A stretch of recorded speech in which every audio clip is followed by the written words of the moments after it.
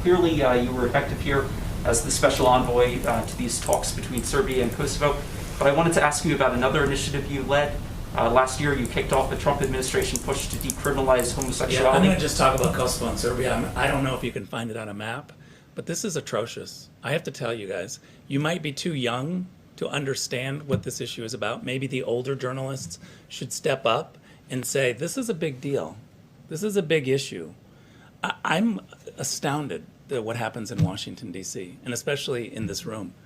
I got to tell you, get substantive. Maybe it's too complicated of an issue for you all. Rick, respectfully, this is the first time we've had the opportunity to speak with these individuals. Okay, but today's about Kosovo and Serbia. Let's take a little time and talk about this 21-year issue, Peter. I mean, 21-year issue, we're getting the same questions that are all politics.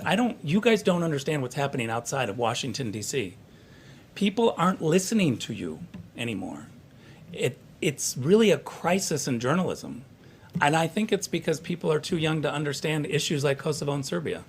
How about a substantive question? I don't think any of us came here for a lecture about our questioning. Okay, well, I didn't come here But the question to I would not like talk to about ask anything you, about Kosovo the and question Serbia. I would like to ask you is it accurate to say that it's full economic normalization? There was some ambiguity as to whether that is what the deal is about. And What do you mean by full? well, that's the question for you. No, it's a question for you. What's your definition of full? This is economic normalization for whatever the two parties could bring together. A whole bunch on rail, a whole bunch on water, a whole bunch on different industries. So more accurate to say working towards economic normalization, is that fair? No, I think it's incredible economic normalization.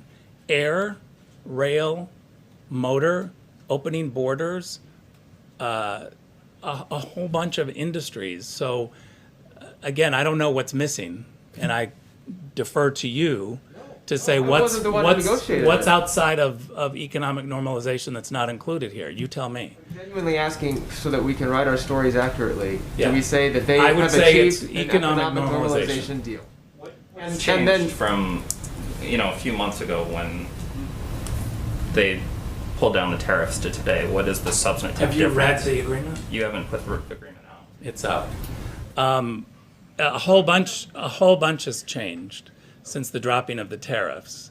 The tariffs were the political sticking point of why we couldn't have the parties come together.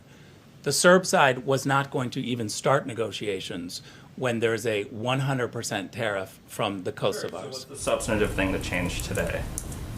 There's There's a whole bunch of stuff that changed today in terms of economic development, in terms of identification for even some political problems that are going to be resolved.